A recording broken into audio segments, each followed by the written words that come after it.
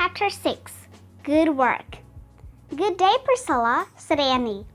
"Good day," said Priscilla. She walked to them. "Did thou fill the basket with eels and clams?" "Not really," said Jack.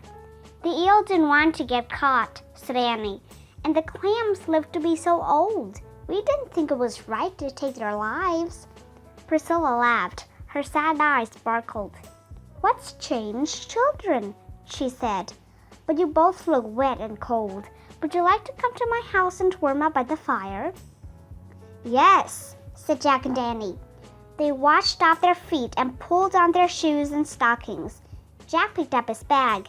Annie picked up their empty basket. "Would thou like to put some of my corn and squash in thy basket?" said Priscilla.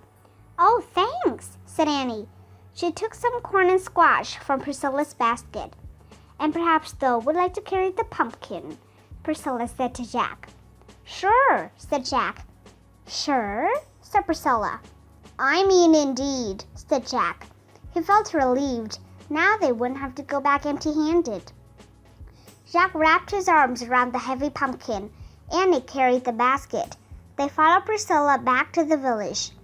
The pilgrims in Wampanoag were gathered in a wide dirt sheet. Women were baking bread in an outdoor oven. Some boys were setting wooden planks on barrels to make tables. Mary, the little girl, was carrying a bucket of water. Squanto sat smoking a pipe with Chief Massasoit, Governor Bradford, and Captain Standish. Jack hoped Mary wouldn't ask him about the clams and eels. He hoped Squanto wouldn't ask him about Captain John Smith. He hoped the governor and his captain wouldn't ask him about home. Jack hid his face behind the fat pumpkin. Priscilla opened the door to a small house. Then she led Jack and Annie into a dark, smoky room. The only light came from one window and a fire. "Sit by the hearth," said Priscilla, "so our clothes can dry." "Where's the hearth?" Annie asked, looking around. Priscilla laughed again, shaking her head. "There, where the fire lies," she said. Jack put down the pumpkin in his bag. Annie put down her basket. The hearth was so large, Jack could have stood in it. He and Annie got as close as they could to the warm, crackling fire. Several pots hung over the fire. Near the pots, a turkey was roasting on an iron rod. "The Thanksgiving turkey," whispered Annie. "Cool," said Jack. "The very first Thanksgiving turkey," he thought. "Would thou please stir the corn pudding whilst thou art drying?" asked Priscilla. She pointed to one of the pots. "Indeed," said Jack. Priscilla took a wooden spoon out of a jug of water near the hearth. She gave it to Jack. He put it into the thick, bubbly pudding and stirred. "I must gather nuts," said Priscilla. "Whilst I am gone, move the roots close to the ashes and stir herbs into the seafood chowder." "Indeed," said Annie. After Priscilla left, Annie looked at Jack. "What are roots and herbs?" she asked. "Look in the book," said Jack. Annie took the research book from Jack's bag. She looked up roots and read aloud. "The pilgrims called certain vegetables roots. These vegetables, such as carrots and turnips, grow under the ground." "Ah," said Jack. He picked up some carrots and turnips near the hearth and moved them close to the hot ashes. Next, Annie looked up herbs. She read aloud. "The pilgrim called leafy vegetables that grow above the ground herbs. They made salads with herbs. They used dried herbs to flavor soups and seafood chowders." Jack saw some dried plants hanging from the rafters. "Those must be the herbs," he said. Annie broke off a leaf and sniffed it. That smells good," she said. She leaned close to one of the pots. "And that must be the seafood chowder. It smells like the ocean." She crumpled the leaf into the chowder. She took another spoon from the jug of water. She and Jack both stirred pots. "Good work," Priscilla said as she stepped back into the room. Jack smiled. The fire had made him hot and sweaty. The smoke burned his eyes, but he didn't mind. Finally, he felt useful. Priscilla put some walnuts close to the fire. "Squanto taught us which nuts are good to eat," she said. "Squanto taught thee a lot," said Annie. He saved our lives, Priscilla said quietly. Last winter we were cold and hungry. Half our people died. Annie gasped. How? She said. Sickness, said Priscilla. Fever took my mother, my father, and my brother. Her eyes were bright with tears. No one spoke. The sound of the crackling fire filled the room. Then Annie put her arm around Priscilla. We're so sorry, said Annie. Yes, we are, said Jack. Thank you, Priscilla said with a sad smile. 'Tis was a terrible winter, but we never gave up hope. And now, God be praised. We have had a good harvest, and we have peace with our neighbors. In the glow of the firelight, Priscilla was beautiful, Jack thought. Not only she was kind, but she was incredibly brave as well. Come, she said. She wiped her eyes and stood up. Something special is about to take place. Would thou like to watch? Sure, I mean indeed, said Annie. She and Jack jumped up and followed Priscilla outside. Chapter 7. Arms Exercises. Priscilla led Jack and Danny away from the village toward a large field. The pilgrims and Wampanoag men had already gathered there. Jack could hear the beat of a drum, but he couldn't see what was going on. Make haste or we will miss it, said Priscilla. Miss what? Asked Danny. Captain Standish is about to lead the men and boys, said Priscilla. They will exercise their arms. Why do they exercise their arms? Jack wondered. Will they expect me to join in? As he hurried after Priscilla toward the crowd, Jack practiced. He stretched his arms out wide. He made circles in the air. Then he flapped his arms up and down. Priscilla caught sight of him. What art thou doing, Jack? She asked. Exercising my arms, he said. Priscilla smiled. Then she started to laugh. She laughed and laughed. So did Jack, but he wasn't sure why. A loud bang came from the field. Jack jumped. He stopped laughing. A puff of smoke rose into the air. As the crowd parted, Jack saw the pilgrim men and the boys proudly holding up their long guns. What just happened? Said Annie. The men fired their muskets, said Priscilla. On special occasions, they like to show off their arms. Oh, thought Jack. Now I get it. The long guns are muskets, which are also called arms. So exercising arms means firing muskets. Jack blushed. Priscilla must think him an idiot, he thought. But she just smiled at him fondly. I thank thee for making me laugh, Jack, she said. I have not laughed hard in a long time. Jack shrugged as if he had meant to make her laugh. It is time now to serve our feast, said Priscilla. I must help with the bread. What can we do? Asked Jack. Return to my home, said Priscilla. Take the turkey off the spit, put it on a platter, and bring it to a table. Oh, great, we got to help with the turkey, said Annie. I always help with the turkey at home. Good, said Priscilla. May thou feel my home is thy home today. Jack was excited too. He and Danny were about to serve the first turkey at the first Thanksgiving. They ran back to the smoky house and rushed inside. Where's the platter? Said Jack, looking around. He saw a flat wooden block. That must be it. Annie picked up the wooden platter. How do we get the turkey on it? She asked. They moved close to the fire and stared at the turkey roasting on the iron rod. That must be the spit, said Jack. The spit sat on iron legs. It had a handle. Jack pushed his glasses into place. I'll lift the spit, he said. Then we'll push the turkey onto the platter. Be careful, said Annie. Jack reached out and wrapped his fingers around the handle of the iron spit. Ow! He shouted. The handle was super hot. He yanked his hand away and knocked the spit off its legs. The turkey fell into the fire. The grease from the turkey sputtered and popped. The turkey burst into flame. The fire roared. Ah! Yelped Jack and Danny together. They jumped back from the hearth. Jack grabbed the water pot onto the floor. He threw the water into the fire. The fire sizzled and smoke built up. When the smoke cleared, the fire was out. But the turkey was completely black. Chapter 8. The Feast. Jack buried his face in his hands. I don't believe it, he said. I just burned up the pilgrim's turkey. Stay calm, said Annie. I'll get Priscilla. No, don't tell Priscilla, moaned Jack. We have to tell Priscilla, said Annie. She hurried out of the house. Jack lifted his head and stared at the burned turkey. Oh, man, he whispered unhappily. The pilgrims had worked so hard to get their food. They had such a terrible winter, especially Priscilla, and now he had ruined their first Thanksgiving. The door opened. Annie pulled Priscilla over to the hearth.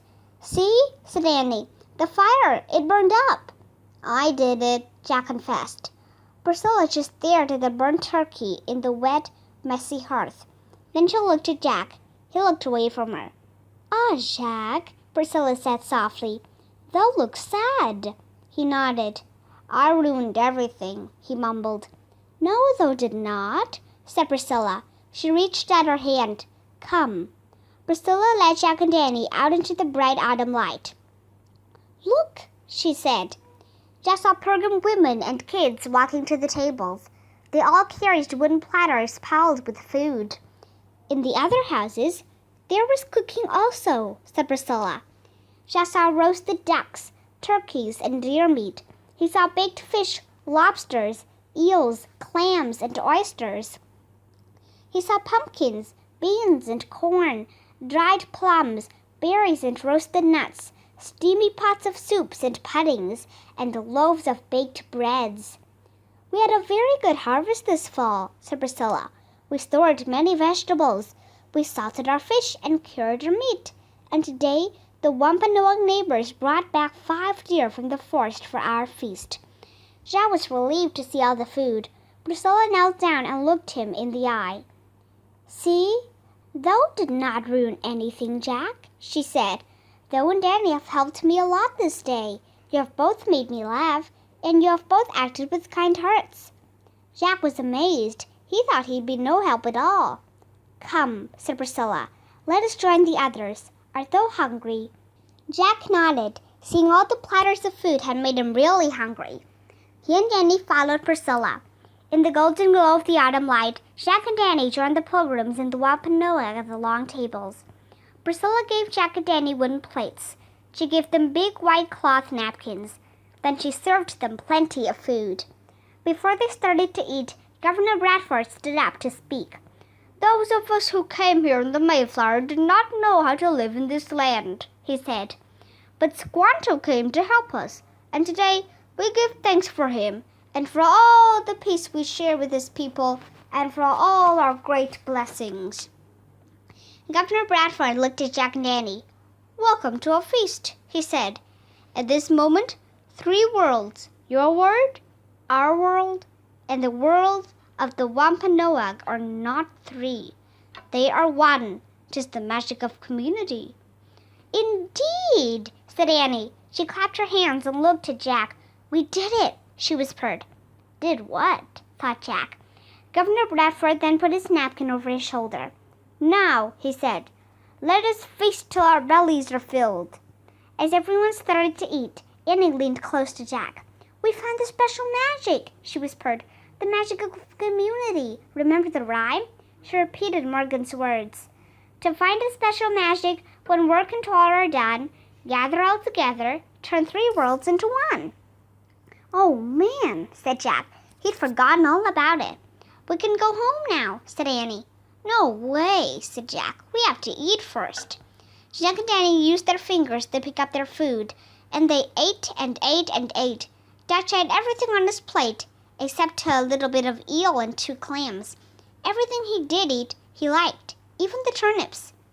Food really tasted good, he thought as he chewed, when you eat it outside on a beautiful day with lots of nice people.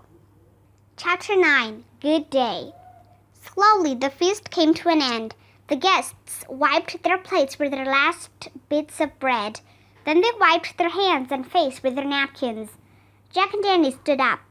We have to go home, Annie said to Priscilla. Ah, thou must go back to thy own community now, said Priscilla. Annie nodded. Then she kissed Priscilla on the cheek. Thanks for everything, Annie said. Jack wanted to kiss Priscilla too, but he was too shy. Thanks, Priscilla, he said. I thank thee, Jack, she said. Then she leaned over and kissed his cheek. Jack felt his face grow red. Excuse me, sir, and he said to Governor Bradford, but we must leave now. Oh, but we have not yet taught thee how to grow corn, said the little girl Mary. Squanto stood up. Come, he said. I will walk Jack and Danny back to the forest. I will teach them. Oh, thou dost not have to do that, Jack said quickly. He feared that once they were alone, Squanto would figure out they never met before. But Squanto only smiled and waited them to follow. Bye, everyone, said Annie, waving. Jack waved too. All the pilgrims of Wampanoag waved back at them. The skinny dog barked. Squanto led Jack and Danny away from the village toward the autumn woods. As they passed the cornfield, the dried stalks swayed in the breeze. They made shushing sounds. Squanto stopped walking. He pointed to the field. You must plant corn in the spring, he said. Put the seed in the ground where the oak tree bud is as small as a mouse's ear. Oh, wait, please, said Jack. He slipped his notebook and pencil out of his bag. It was the first time he'd had a chance to take notes all day. He wrote, How to plant corn, oak tree bud equals mouse ear. Then he looked up at Squanto and nodded. Dig holes and put 2 rotting fish in each hole, said Squanto. Rotting fish? Said Annie, making a face. Yes, rotting fish is food for the soil, said Squanto. On top of the fish, place 4 corn seeds, then cover them with dirt. Jack quickly wrote, 2 rotting fish, 4 corn seeds, cover with dirt. Got it, he said, looking up. I give you these corn seeds to take home, said Squanto. He held up a small pouch. Thanks, said Annie, taking the pouch. Thanks a lot, said Jack. Well, goodbye. Jack was eager to get going before Squanto could ask them questions about the past. Wait, I have a question, said Annie. Squanto, why did you say you remembered us? Squanto's dark eyes twinkled. I did not say I remembered you, he said. I only said I remember. What did you remember? Asked Annie. I remembered what it was like to be from a different world, said Squanto. Long ago, I lived with my people on this shore, but one day men came in ships. They took me to Europe as a slave. In that new land, I was a stranger. I felt different and afraid. I saw the same fear in your eyes today, so I tried to help you. Annie smiled. We thank thee, she said. And now you must always be kind to those who feel different and afraid, said Squanto. Remember what you felt today. Indeed, said Jack. Before closing his notebook, he added one last thing. Be kind to those who feel different and afraid. Squanto bowed. Good day, Jack and Danny, he said. Good day, they said. Squanto turned and headed back to the village. The sun was setting. All of Plymouth was lit with a fiery light. It really was a good day, said Annie. Yeah, it was, said Jack. Annie sighed. Ready to go home? She asked. Indeed, Jack said. They started running through the woods. Their feet crunched through the red and yellow leaves. They scrambled up the rope ladder into the tree house. From the distance came the sounds of the pilgrims singing a hymn and the Wampanoag beating their drums. Annie picked up the Pennsylvania book. She pointed at a picture of the Frog Creek woods. I wish we could go home, she said. Goodbye, Priscilla, Jack called. Goodbye, Squanto, said Annie. Goodbye, everyone. The wind started to blow. The wind blew harder. The treehouse started to spin. It spun faster and faster. Then everything was still. Absolutely still. Chapter 10. Thankful. Jack opened his eyes. He sighed. They were wearing their own clothes again. His leather bag was a backpack. Sunlight slanted through the treehouse window. As always, no time at all had passed in Frog Creek. Home, said Annie. She held up the pouch of corn seeds. Proof from Morgan we found a special magic. The magic of community, said Jack. Annie placed the pouch on the floor, next to the scrolls from Shakespeare, and the toy from the gorillas of the cloud forest. "Let's go," she said. Jack took the research book out of his pack. He left it under the window. Then they climbed down the rope ladder. As they started through the woods, a warm wind blew, rattling the leaves. Jack felt happy. He was looking forward to visiting their grandmother today and seeing their cousins and aunts and uncles. "You know, Pilgrim kids had a really hard life," said Annie. "Yeah, they did as much work as the grown-ups," said Jack. "Maybe more. Worst of all, lots of their friends and family members died," said Annie. "Yeah," said Jack. Both were silent for a moment.